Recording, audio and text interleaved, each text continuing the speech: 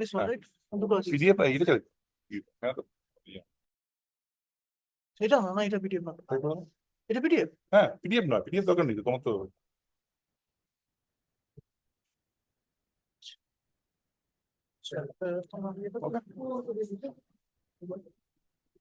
Admit second টেস্টটা admit করিয়ে দেন আমার এটা অ্যাডমিট আমি করতে পারছি না তো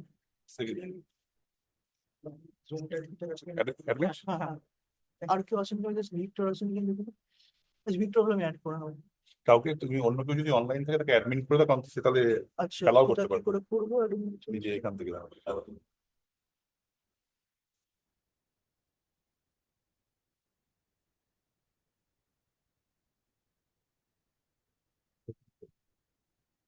জুম করে বেশি তাকে জিজ্ঞেস করতে হবে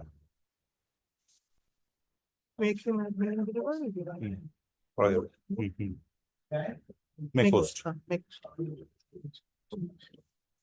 okay fine record already হচ্ছে so this video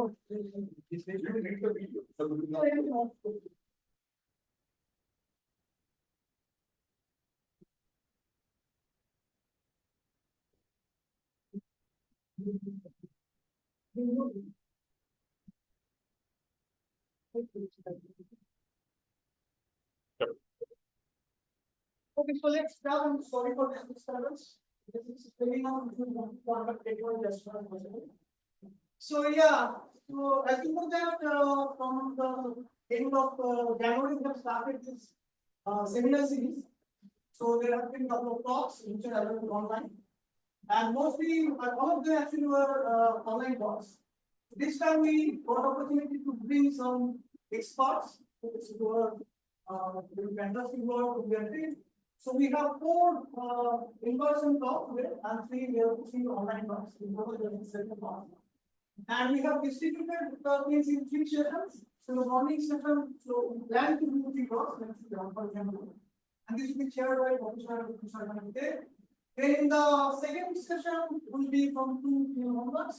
Will be chaired by Professor. And the last one will be chaired by Professor. So yeah, so for the students, please ask questions. So whatever basic questions you have, so they are there for you. And yeah, so interact as much as possible. Because I would like to write our speech and share something.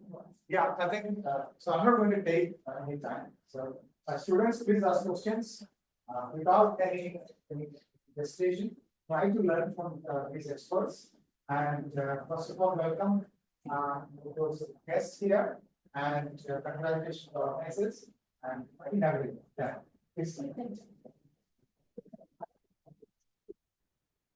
Thank you. And so as so as already told, first speaker will be Professor Amit from IIT Palakkad. He's an associate professor there. I'll give a brief introduction about his journey. So he did PhD from Bose Institute in Kolkata and then postdoctoral research at HRI Allahabad. And then he was in United Kingdom for another postdoc and then in University of Warsaw. And after that, he is in IIT Palakkad since 2019 September, right? Yeah. So please, today we will talk about logical state purification, which is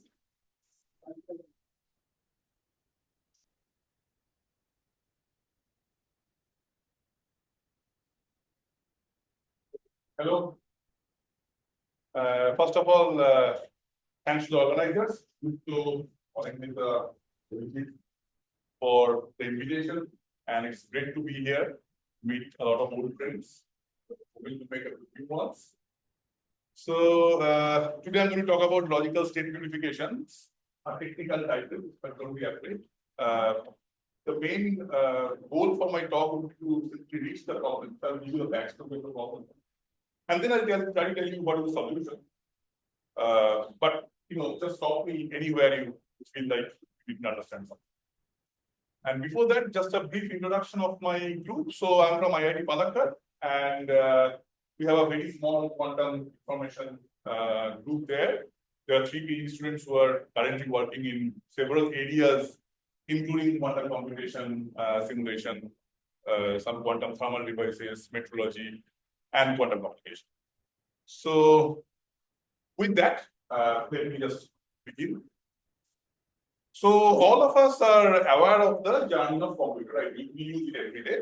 So, here I have a picture of one of the earliest computers during the Second War. This is called ENIAC. You see, it's a room full of computers. Essentially, it's a room full of vacuum tubes which used to work as bits, which is the basic unit of computation. But can take values 0 and 1. So that's our first generation computer. And then we have come a long way. So from vacuum tubes, we have moved up to transistors, then integrated circuits, then microprocessors. So I can now stack up thousands of transistors in a microprocessor. And my bits have transformed to some electrical circuit where essentially current passing and non-passing gives you the values 1 and 0. Now the question is, what next? And sorry. Stop working. Just a minute. Sorry. Yeah. So the question is, what's next? And the next is essentially we are now living the age. We have started building, and we are hoping that we would be able to have something that we are calling a quantum. So what's the basics behind it? And I'm sure many of you who have done a quantum course know this, and that will be boring for them, but just bear with me for a few minutes. So that anyone who doesn't know, I'll just familiarize you with the terminology. So if you learn quantum mechanics, you will learn that in quantum mechanics, states are essentially physical states of physical systems. They basically live in something that we call Hilbert space. And we can have different dimensions for different Hilbert spaces. Our work is mainly with 2-dimensional complex Hilbert spaces, where a spin of an electron or a photon, whose polarizations are basically the things of interest. And we know that in quantum mechanics, things can exist in superposition of states. So, for example, if you have 0 and 1, then I can simply construct a quantum state, psi, which is alpha 0 plus beta 1. Alpha and beta are complex numbers. My state is normalized, and I'm sure that many of you have actually heard about Schrodinger's famous thought experiment, which is the Schrodinger scan. Now we have more technical construction. I can represent all possible 2-dimensional Hilbert space in the form of a sphere, which is here. And that sphere is called a block sphere. So all my pure states in my 2-dimensional Hilbert space will live on the surface of the block. If the state is mixed, that simply means that I have less information about the state. The state is inside the block. That's all that I need to remember. And I have 3 axes here, X, Y, and Z. So the states that are denoted by this red, blue, and green dots, they are of some interest to me. These are essentially the eigenstates of power and my object of interest here, because I can now actually create qubits, these 2-dimensional Hilbert spaces in lab, and that is basically a spin-half particle with 2 spin degrees of freedoms, or spin up and spin plus up and spin minus up, and a photon with horizontal particle. So in classical computer, any computational task, you can basically break it down to some circuits, which are made of some different gates, let's say AND gate or gate, NOR gate, etc. And you know that the rules by which these gates work, you call them something truth table. Here is an example of a truth table. So in quantum, on the other hand, you have operators instead of them. So the gates, these gates in classical theory, that gets replaced by the quantum gates, which are nothing but quantum operations, unitary operations. They can be some Pauli operations, they can be another operation. I can have single qubit operations, which operates only on the space of single qubit. I can also have 2 qubit operations, which operates on the space of 2 qubits. Right? And then the idea is that if I have a multi-qubit operation, I will try to break it down to 2-qubit operations and single-qubit operations. It will be easier to implement for me in the lab, and then I will just implement the pre-qubit element. Apart from that, I also have measurements. So all of us have learned in quantum mechanics that measurement is probabilistic. If I want to perform a measurement of observable, so my measurement outcomes are the eigenvalues of the observable, comes with some probability. That's all that I need to remember. So where do we stand now in the realm of quantum computation? So in one hand, we are trying to develop algorithms which runs only on quantum computers. Many of you may have heard about Shor's algorithm, which can factorize a big integer, a global search algorithm, or some variation of quantum algorithms that runs on a quantum computer. So to run them, we want to fill the quantum computer. And there comes the main area of research where you try to essentially build a quantum information processing toolbox. For example, if you just want to perform a very simple quantum task like create this state, the singlet state, you have seen this state, one of the base states. If you want to create this thing in the lab, you just need these two operations. One is the single qubit sum.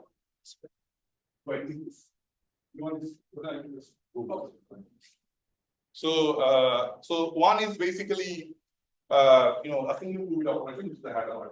The other one is a 2-qubit operation. You just copy one of those. That's a control Z gate. So just to create this, we need certain tools. For example, I have to be able to initialize my qubits in a specific state, the plus state, the Pauli X, I can say. And then I have to create my gates properly. There should be no errors. So I have to have high fidelity gate preparation. And then I have to actually assess what process I have actually performed on the 2-qubit state. And then I have the final state, which I want to read out, so that I know that I have actually created the state that I want to create. So essentially, this toolbox is something that we are trying to build out, which would take us to building a fully functioning quantum computer. And the substrates that we are going to use for these tasks are essentially, superconducting setup or ion trap setup or photonic setups.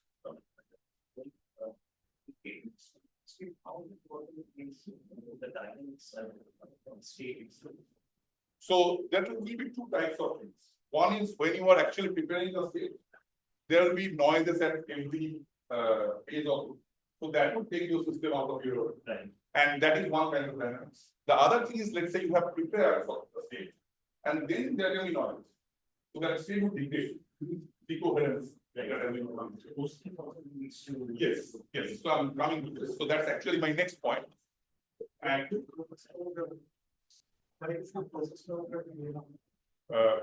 you just want to estimate. For example, let's say you try to create this control system. You may not be able to actually create it. You may have created something that is close to it. So you want to estimate how close the control they will come.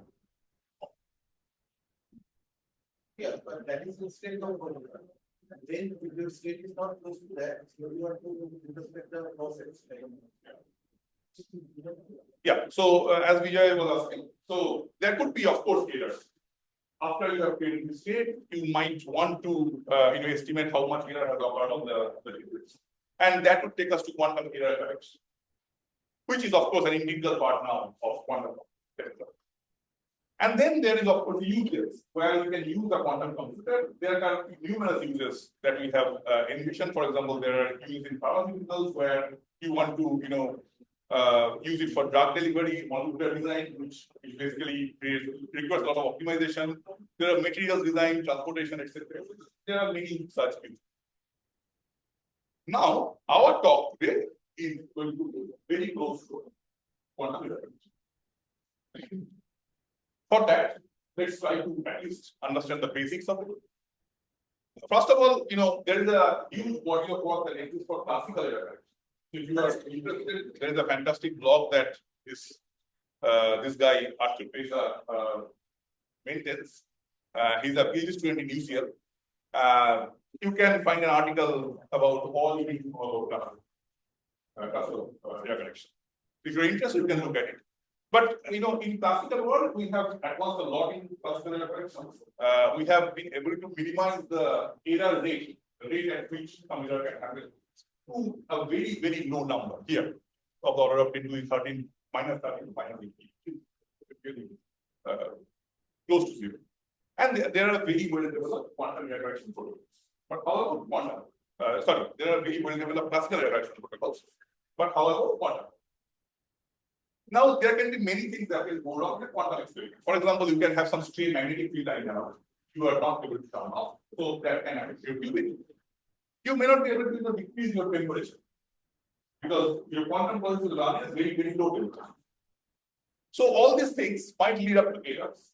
And we typically model errors with these kind of models. For example, here I have an example of a bit flip error. What it does is, let's say your qubit has two states, 1 and 0. It's essentially applying a Pauli experiment to the qubit. So if the state of the qubit is 0, it just goes to 1. If it is 1, it just goes to 0. And that happens with some probability.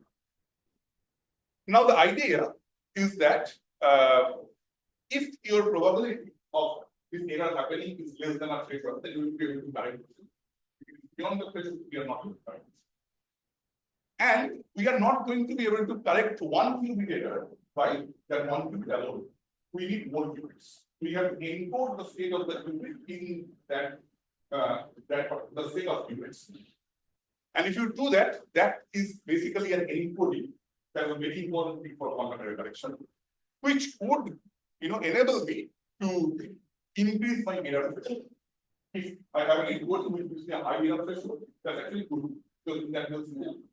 Even if error happens with the high probability, I'll be able to overcome it. Now, okay, so there is something that you call an error threshold. So let's say error happens on a qubit, and that happens with the probability. That probability, let's say it's very high, 0.9, 0.8, 0.7. If there is a specific threshold beyond which, if the error threshold, error probability is beyond the threshold, you will not be able to drive that with the certain rule. So the code's performance is basically quantified by threshold that it offers. Yes, exactly. So different codes and different performance for that.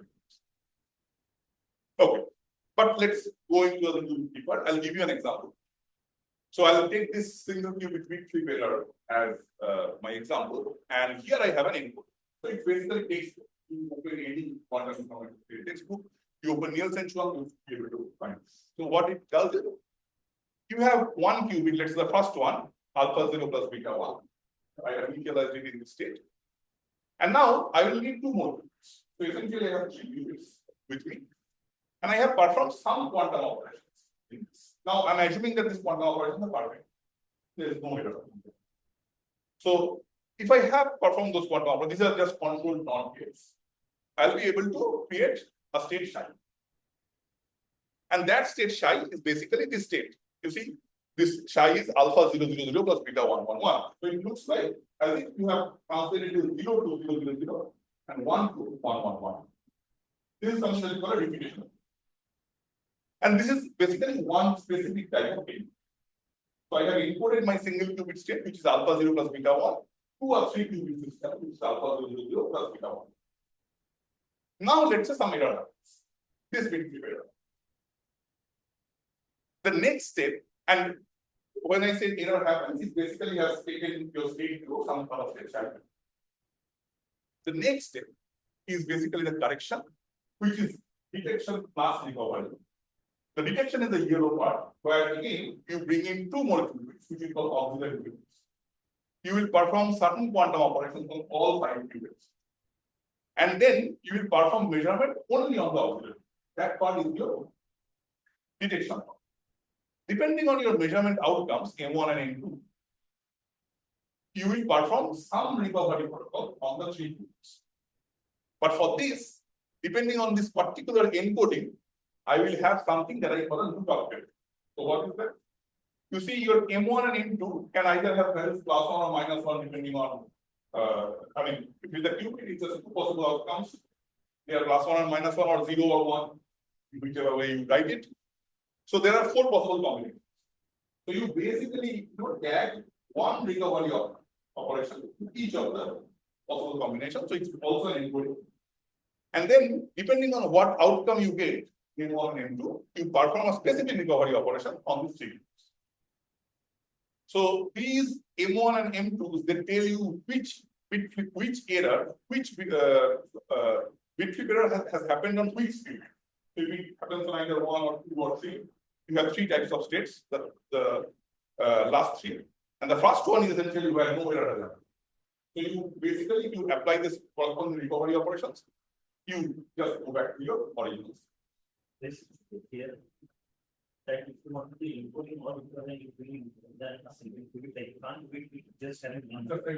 So I'll give you a very simple reason. If you want to just correct your error on something, you need to measure it. Measurement is not allowed on the human. Because the moment you measure, it's a collection measurement, you basically destroy it. So that you cannot do. That's why this encoding is required, and then you are bringing in 2 oscillator. Notice that you are measuring on the oscillator. Why? For this particular protocol, there can be other protocols that can do, but it might be one. And this is something that is called non-determinism. No,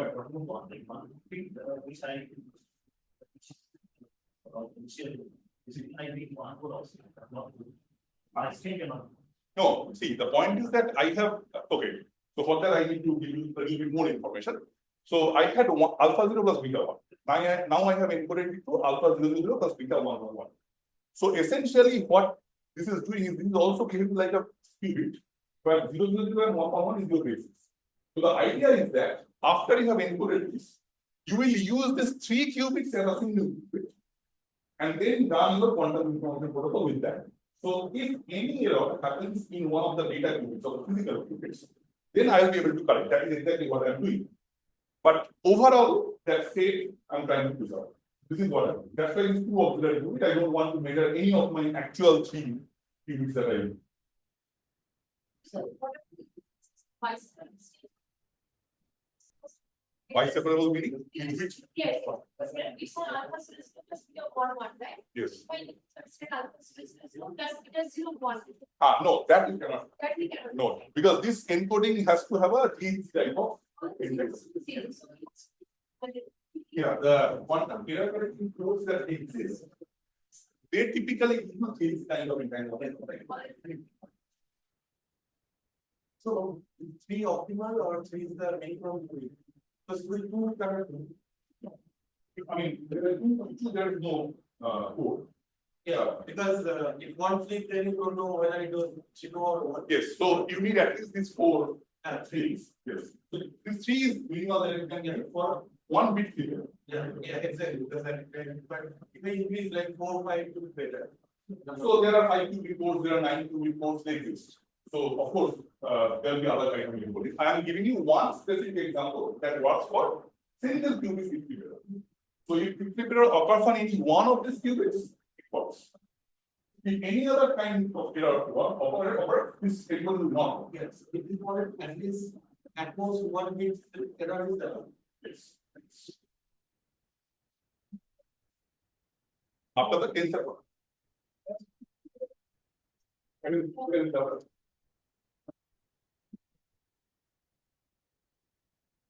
After that tensor product, I mean alpha 0 beta 1 tensor product. yes.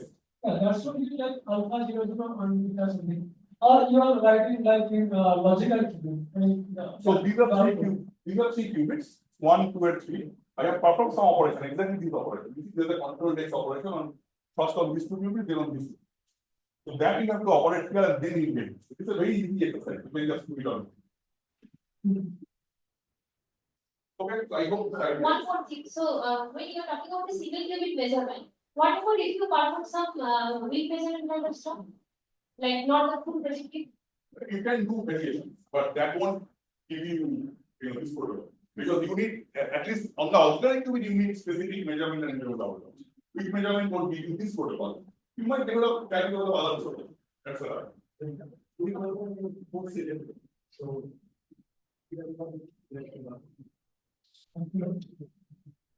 Okay. One minute, yes. You're saying that to correct the error, we need more people, right? Then we are increasing the figure space, right? Then Then my question is it sufficient energy okay to handle the reverse space or more practice? Yeah, absolutely right. It's simple. So the more you bring in qubits, the more you increase the reverse, the more difficult it becomes to control. So it is going to be difficult. That's why your quantum interaction protocols and creating in the lab is so difficult. People are doing this. There is a challenge with the way. Then up to which extent we can correct the error? Sorry, I mean, Up to which extent? I mean, how much error we can correct? how much error you can correct? Okay, so there are different types of error. I'm giving you one single example.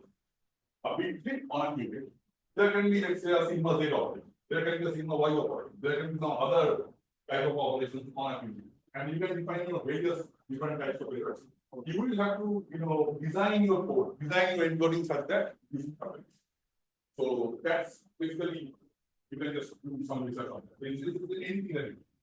We typically go with sigma and sigma y, sigma z because that's basically the type of error that happens in the lab. We try to get, correct them.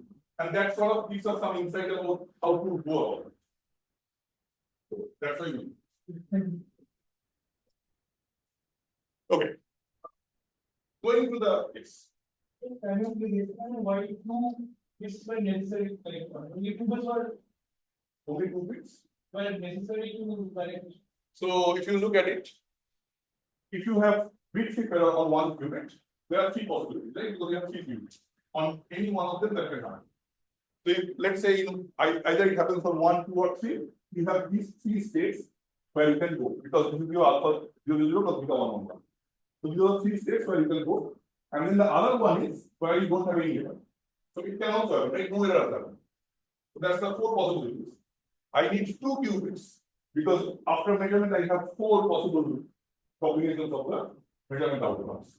So I want to tag each of these states to one of the values. That's my. Okay, but this is an alternate description. This is the description where we are more interested. And that is something that you can stabilize that. So what is it?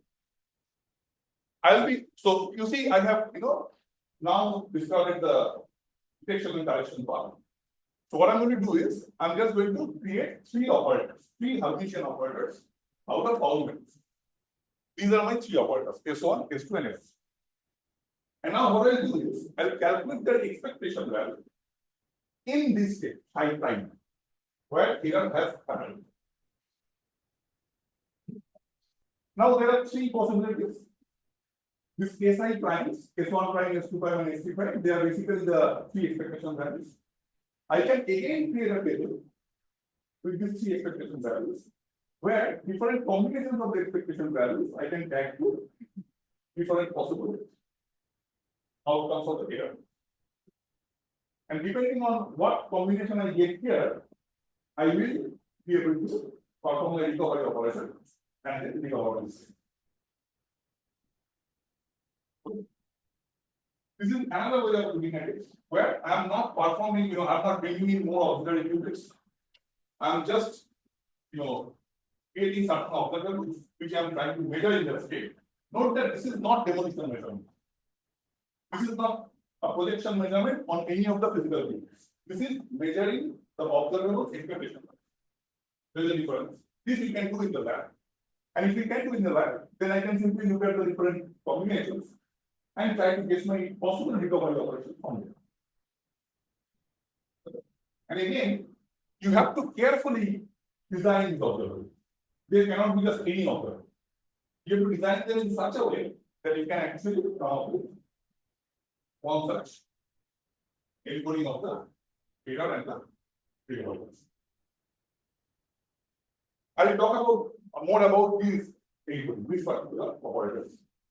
And however, they are basically made of power matrices and they are made such that they commute with each other. That's the reason I'm looking for. But now I can go one step, more. And if you look at it, you can simply see that this S1, S2, and S3, they are nothing but interactions between qubits. Right? You can imagine there is some interaction between 3 qubits. So here I have a 3 qubit system, 1, 2, and 3. I can consider each of these S1, S2, and S3 to be some interaction. I can add them up this is Hermitian, I can write a Hamiltonian out of these three operators, which is defined on this three-qubit system if I add some interaction term there, interaction state there. And if you notice this is nothing but the Ising one. This is the classical Ising interaction, right? ZZ type of interaction, with some interactions can, correct? And they mutually commute. Therefore, they all commute with the Hamiltonian and they have a common eigensphere. You can show that it's very easy to see because H and S are commute, they have a common eigenspace. And if you define a state where each of these S is a plus one eigenvalue with the state, then that state is going to be the ground state of this state. Because if you apply on this, each of them will give you a one contribution, and there will be minus 3 here. That's your lowest possible energy. Everything else is going to be higher. So this is basically the spectrum. So I have just, it is very easy. Just diagonalize this. This is the states that will come up with. And each other two-fold degenerate ground state. They're having with energy minus 3. And next upward thing is going to be these 6 states, which are of the energy minus 2J. Now, note here, these error states, phi prime, these 3 are nothing but states made of the higher energy substance. Whereas this state, where there is no error has occurred, or the actual state that I want to go back to, that is made of this lower energy. Okay. Therefore, I can interpret error such that anything that takes it from the lower energy substance to the higher energy substance, that's my error. That bit-flip operation is essentially doing that. You perform the bit-flip operation on any state, alpha 0 to beta 1 on this state, it basically takes you to the higher energy substance. And then the recovery operation is nothing but going back again to the lower energy. So that's basically the Hamiltonian way of talking about quantum mechanics. And for physics, I am more interested in this because then I can talk about Hamiltonian, then I can talk about energy levels and subspaces, and then I can simply use my physics concepts in this problem. Right? Okay. And lastly, this is a 2D subspace. 0, 0, 0 plus 1, 1, 1. I initially said that my alpha 0 plus beta 1 gets mapped to alpha 0, 0 plus beta 1, 1, 1. So I want to use this as an effective qubit. Yes. You see, it's a 2D subspace. So essentially, one qubit will be associated in this subspace. Yes. This is a 2D subspace because it's two dimensional in the whole space. So this is the subspace that I call logical subspace. It's a term. Just remember the term there.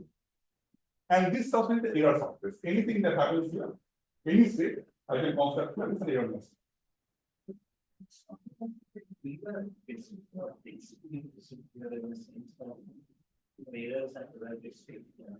So, what happens is if you perform, let's say, you give some probability and mix it up.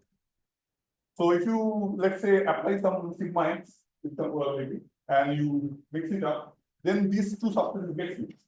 Right? And then you have to talk about this. I'm not going there, but you should actually, right? And anything that lives in this subspace is something that I'm going to call a logical. That's why getting it. So you have a ground state, degeneration twofold, the 2D subspace of the whole universe space. Anything, any object that lives in that subspace, I'm going to call a logical. Okay. So that, and all the details you can simply forget. The idea is to simply consider the method that I can have Hamiltonian description of the whole thing. And that Hamiltonian has to be such that it has an energy step. And has a constant degeneration. And you essentially do this in all aspects of error correction. For example, this is maybe for the experts, you may have heard about topological quantum codes, which are very celebrated now. They are so far the best candidates where you can actually implement error correction with high thresholds. This is a T-type code, this is a color code. In both of them, essentially, what you do is you define some Hamiltonian. This is defined in terms of the stabilizer operators. And these Hamiltonians have a ground state degeneracy. The degeneracy, if the degeneracy is deep and which is equal to 2 to the power n, then I will think which it hosts n logical qubits. If it is 2, then I will say that it hosts 1 logical qubit. And these basically offer some higher error thresholds, as I say. So these are now sort of the basic candidates for interaction. Except this, you also have quantum systems where you can have ground state degeneracies. For example, you can consider just a spin chain, with some field. And I can tune this magnetic field such that I increase the ground state degeneracy. Why the difference is quantum different? It can be odd. If it is an odd, you can talk about logical field. But I'm not doing it. For example, I have assumed here the even number of spins. If you do that, it's going to be equal to 2. The moment you go to one number of spins, the degeneration is going to 3, so it's logical 15. You can know what that. I'm saying it can be prime, right? Can you? It can't be prime. Prime? Oh, I mean the number. Yeah. That. That thing cannot divide into. No, but then I talk about case variables. All number of fields. Never doesn't. Yes. Never doesn't frustration. Even at base equal to 0. You're talking about that. I think they will still have small way.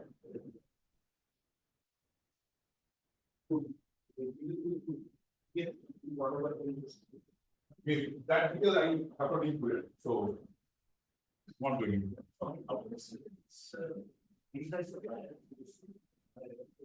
This one, it has nothing to do there. Here for time scale. How basically gives you You cannot from here. You can. So essentially, you have to do some more stuff to get it. So just the information that I have given you, it's not it. Because I'm not talking about the threshold in this talk, I'm not including money. But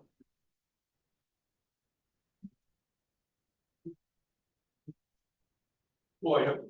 So then let me just hopefully I have reached this thing. So now this is my logical qubit. And I have a ground state degeneracy. In the most general form, I don't care whether it's a quantum error logical qubit or not quantum error logical qubit.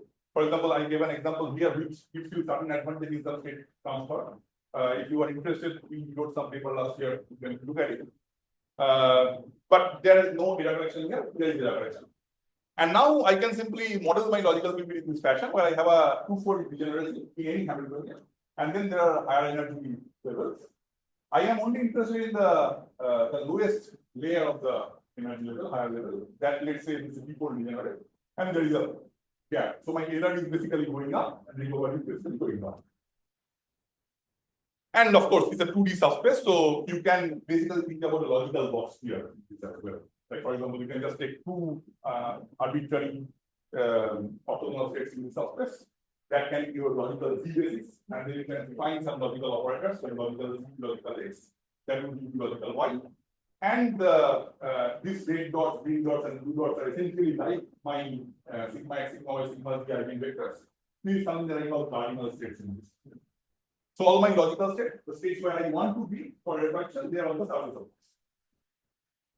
So now, typically I work out everything with assuming that these two levels, they are degenerate, they are my orthogonal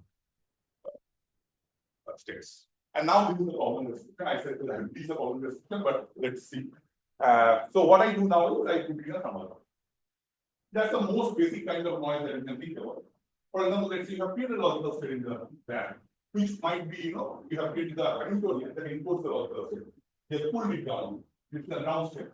Now you put it in a funnel one. So I think that there are some funnel functions.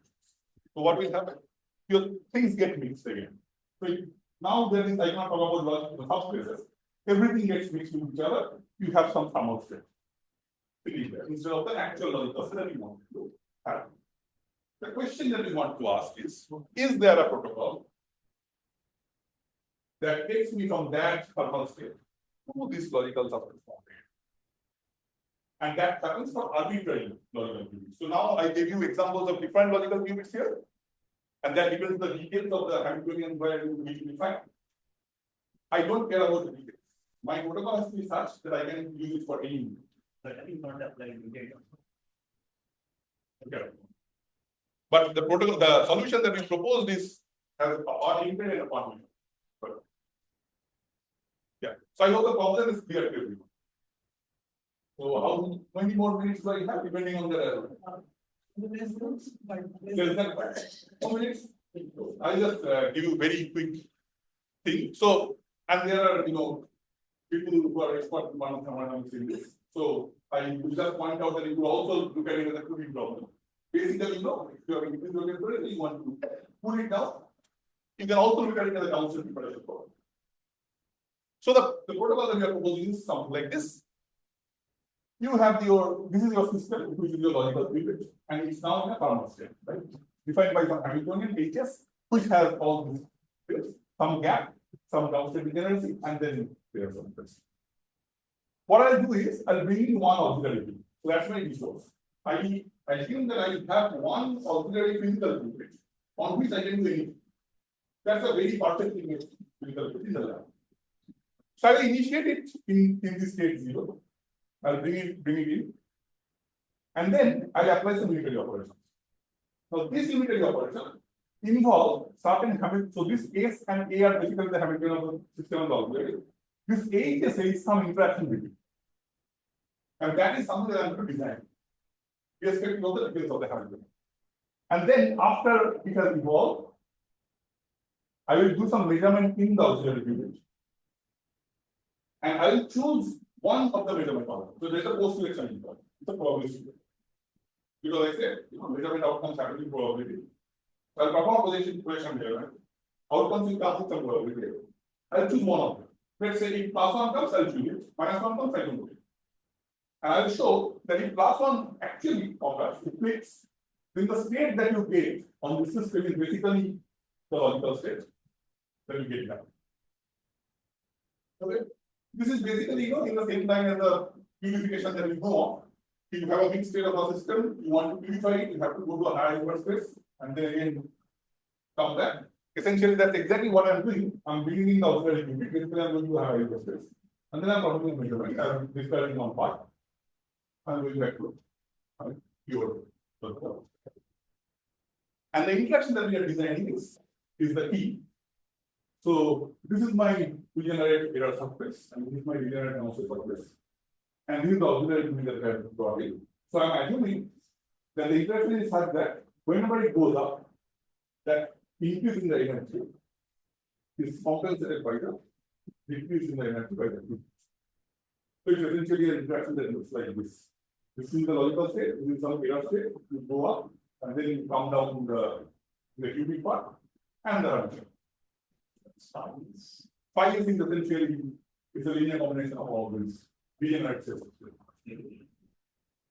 If you took a equal degeneracy, equal separation, you might play with the. If you do that, then the result is very nice. To perform a measurement on this auxiliary qubit, it's a sigma Z measurement. Very simple measurement, one of the easiest measurement that we want to do in the lab. If +1 clicks, your fidelity of getting this is 1. And of course, happens with the probability. The probability depends on the interaction scale and the time evolution of the time. And this P beta is essentially some factor that comes from the logical qubit. So the maximum value of this class is basically P beta. And it's a very easy calculation. You can basically do it by hand. It's just a calculation.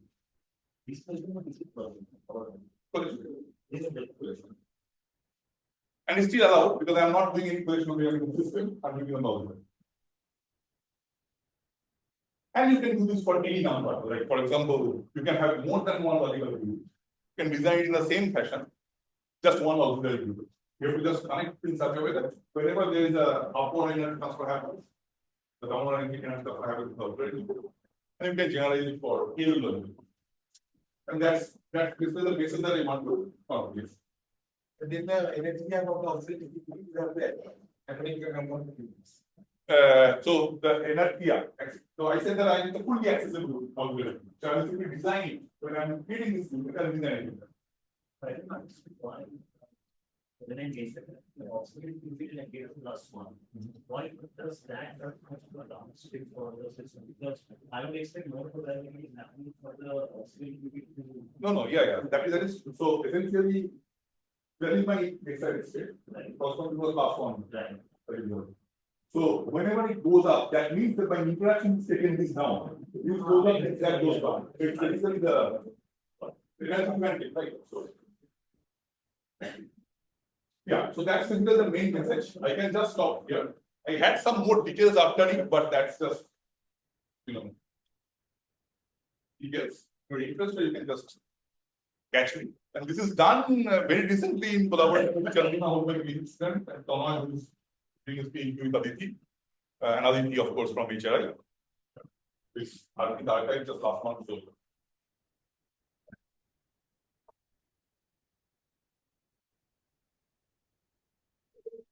Talk, but I mean, there are a lot of discussion during the talk, so I think like we are already out of time. So please, I can please session our guys so we can also. Thank you very much.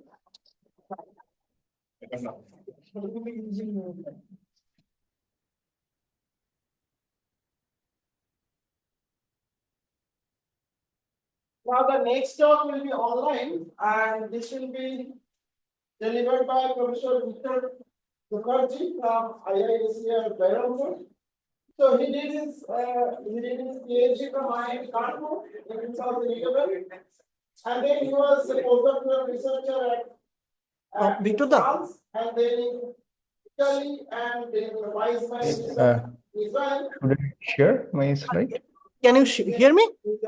Yes. Okay. Can you kindly share the screen? Yes, 1 minute. I cannot start share screen unless while the other participant is sharing. So Sure. I guess someone has to.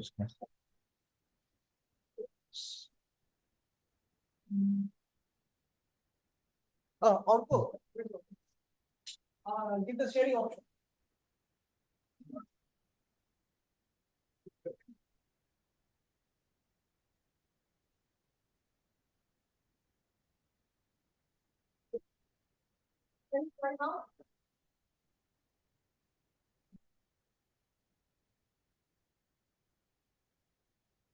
Yes, 1 minute.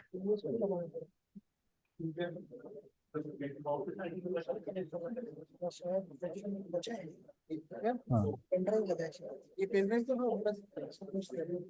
अगर pen drive की जरूरत नहीं तो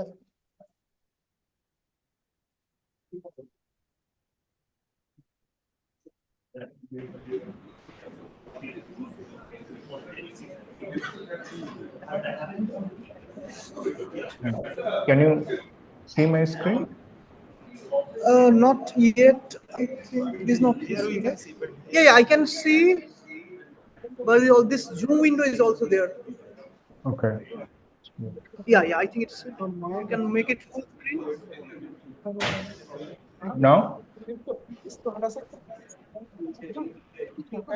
Now is it coming?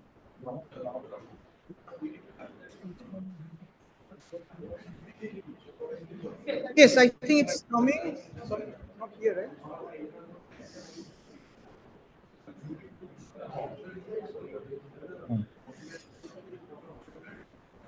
right? Is my slide showing? Just a minute. Give me 1 minute. Okay, sure.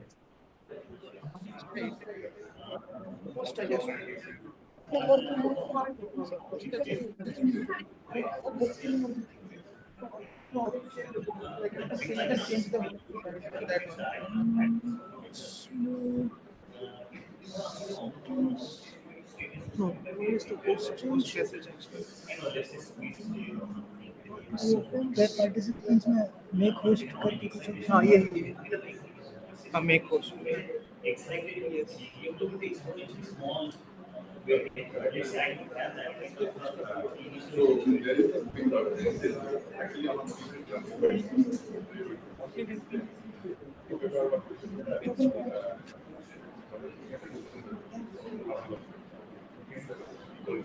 Where is the Zoom?